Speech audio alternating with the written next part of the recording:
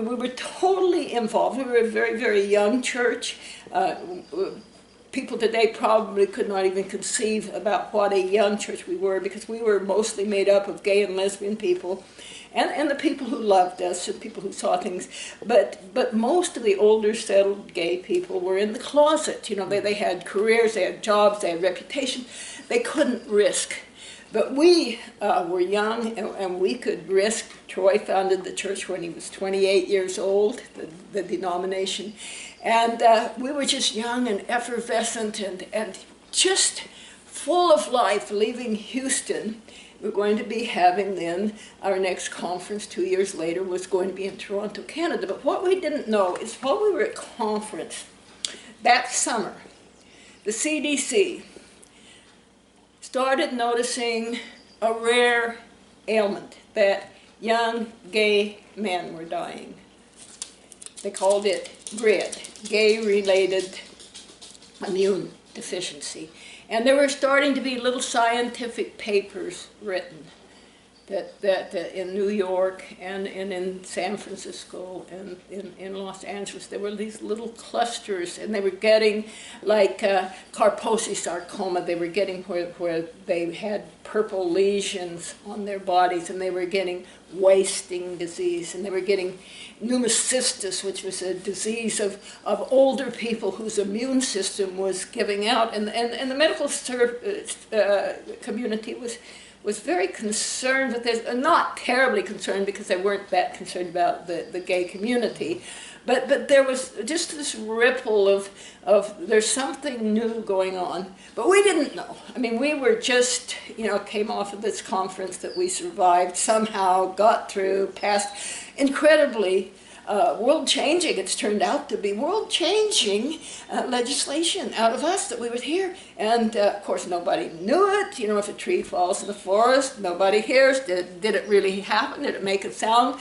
Well, we made a lot of noise in Houston, and what ultimately will be the result, you know, is yet to be known. But we'd done incredible things in Houston, and we were young, and we were proud, and we were just full of life, and getting ready to go into Toronto for our conference. But by the time we got to conference, it was well known that something was happening with the gay men, some drug users, and Haitians, and hemophiliacs, that they were developing these incredible immune deficiency diseases. Why they were getting them, nobody knew. But in all of our churches, someone was getting sick. Someone was getting sick. But this was just this faint ripple as we went into General Conference in Toronto. But it was alarming. It was alarming. And that was the beginning of AIDS, that it moved into our denomination, because our denomination was made up, at that time it was more male than female.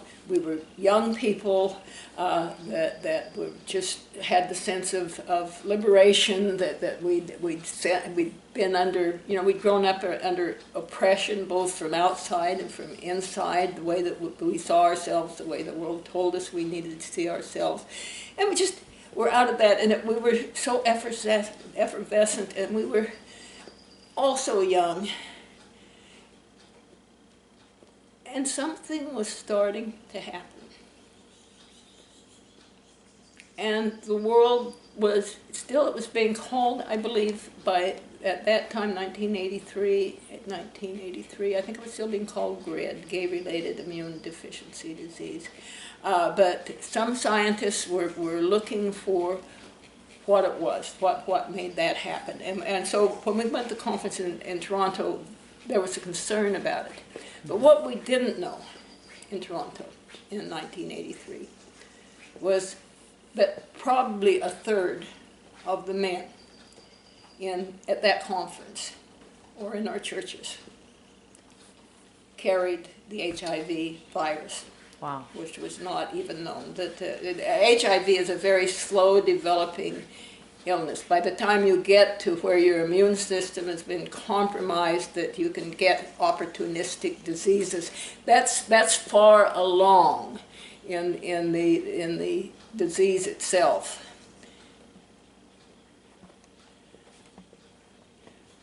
But what we didn't know, but we did know that here and there we had members of our church dying of this disease. And we had no way of knowing what it was, but we were beginning to understand that there was an illness.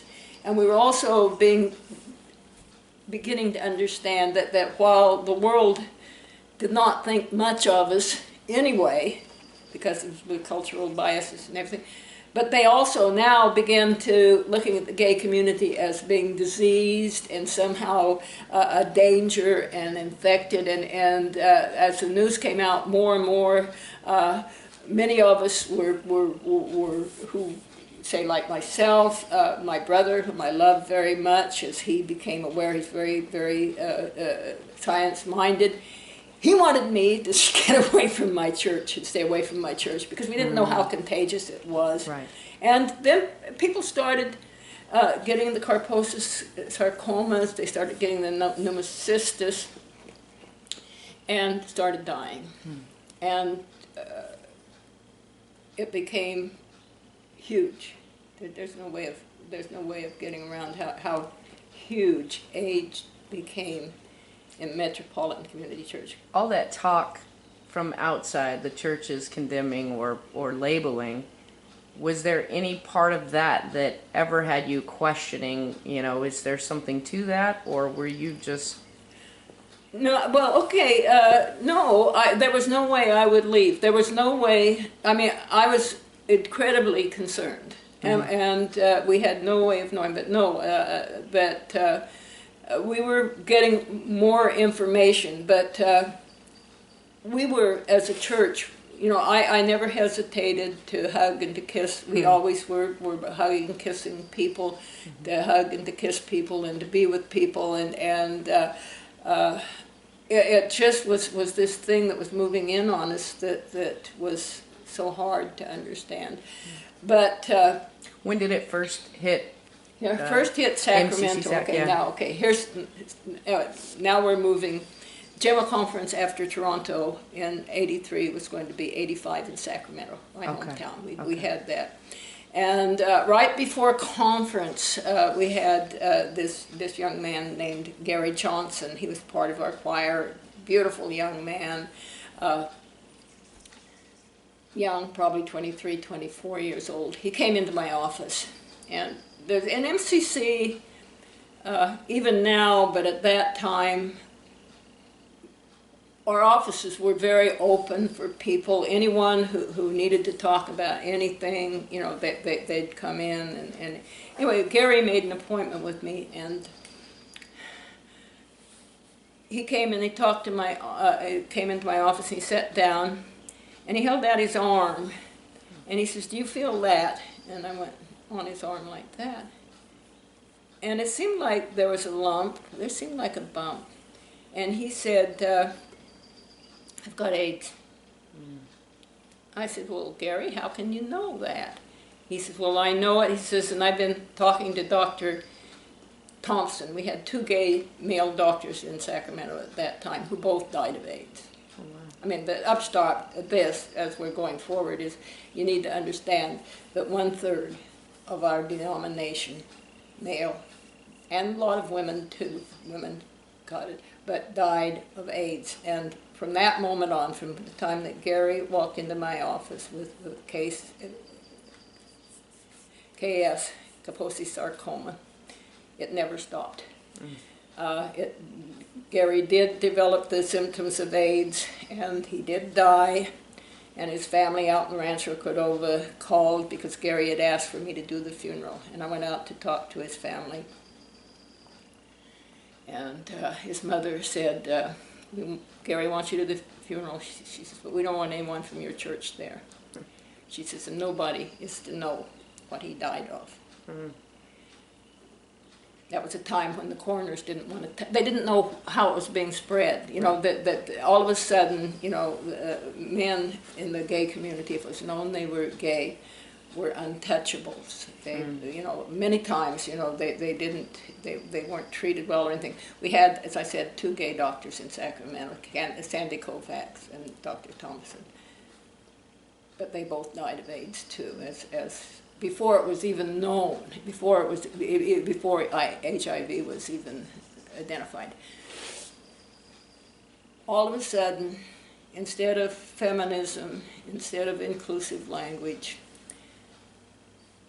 instead of all of the things that were paramount in building a new young church, were put on the back burner.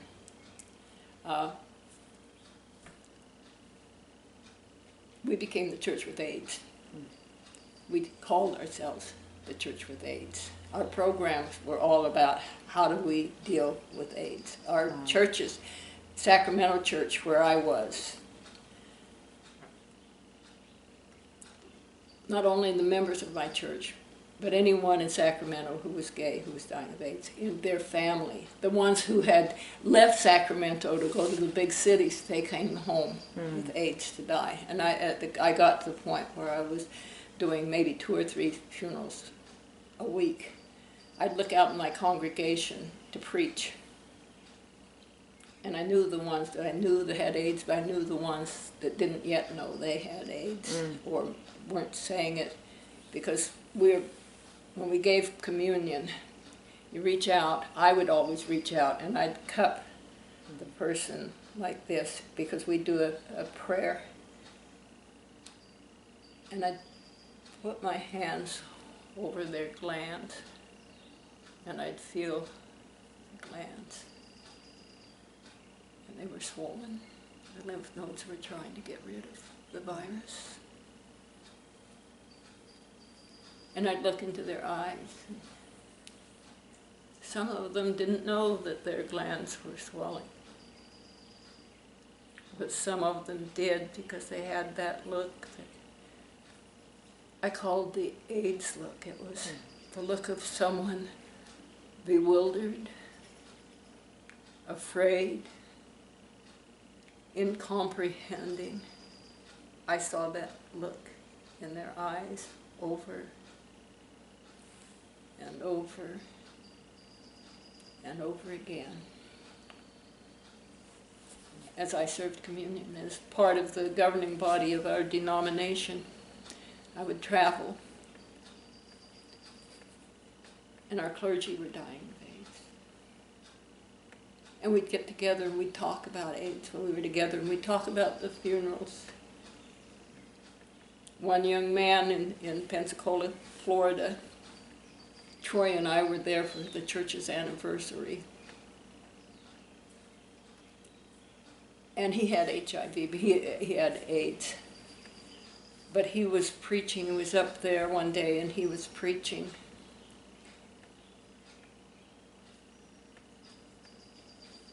And all of a sudden, his words stopped making sense. He started talking gibberish, and you could see in his face, I mean, he understood that what he was saying was not what he was trying to say. It was a dementia that you know, from AIDS, and I mean, you watched it, and it was everywhere.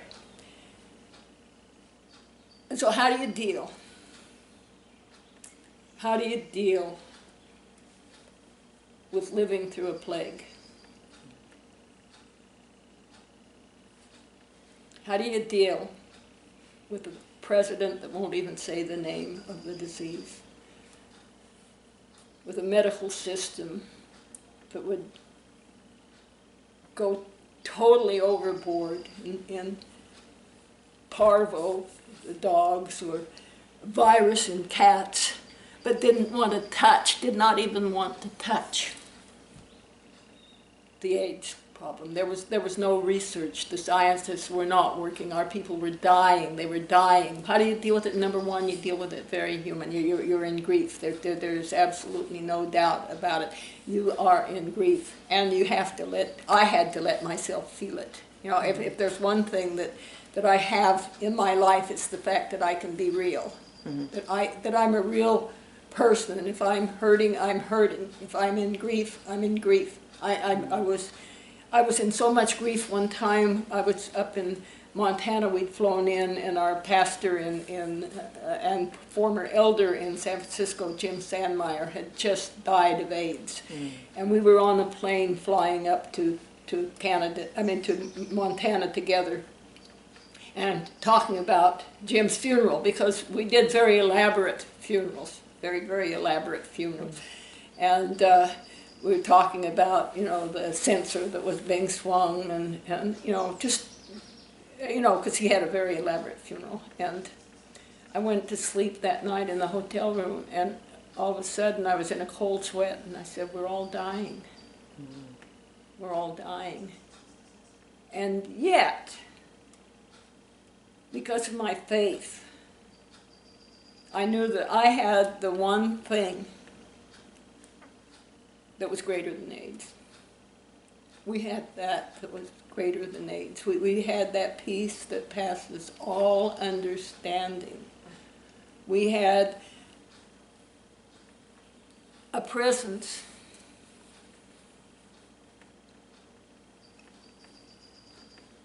that would let us grieve but give us strength at the same time, and infuse us with hope when the world was saying there is no hope, and everywhere we looked. And certainly I was angry. I have a copy of a sermon that I preached at a general conference that was a very angry sermon because the world was just letting our people die. And the only thing that was being done underground. People act up, and people were starting in the gay community to search for cures, and we were trying so hard to get the cures. I'm going to get closer to home right now, because that was on a general everywhere front. And we got to the point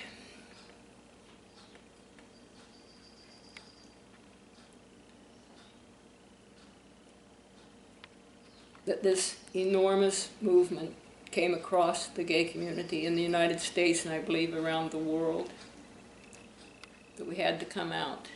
Before that,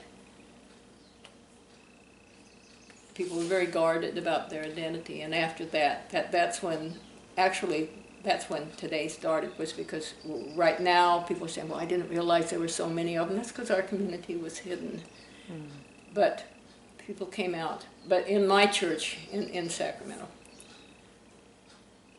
my assistant pastor, Larry Dunlap, became ill. And I remember, he had such perfect faith. They were so brave. Everyone I knew that as they faced up to the fact that they were dying of AIDS, and there was no hope. That was the diagnosis, no hope. Maybe you have 2 years or 3 years. But he was dying, and he got to the point where he couldn't even get out of bed, and I used to go out and crawl in the bed with him, and we'd sing hymns, and we'd pray, and we'd talk. And what we did, we planned his funeral, and because it was going to happen. We didn't have any choice, and so he decided his own funeral. And it was 3 hours long when it happened. It's the only funeral I ever had that had to have an intermission in it. That's awesome.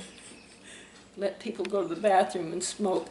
But like I said, he died. My music leader, Chuck Vickers, he died. Everyone was dying, and they certainly were dying, and I was ministering. And I was loving them, and I was giving my very, very best that I knew how to give, and I was bone tired. And yet I had a source of strength that I'm very grateful for today.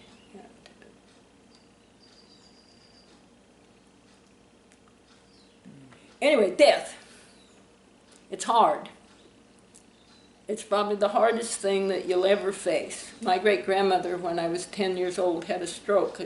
She was in the bed next to me. I was staying with her because my mother was in the hospital having my baby sister, and we had people from the church over who had my bed, so I was with my great-grandmother. She had a stroke, and she rose up in bed, and she reached out like that. And that was, anyway, and I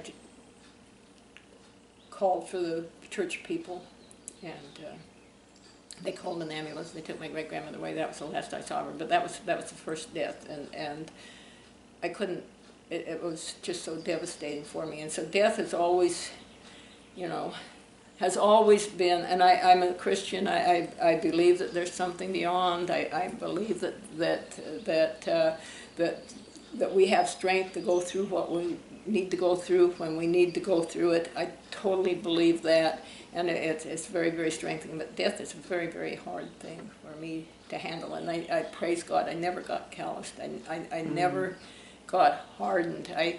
I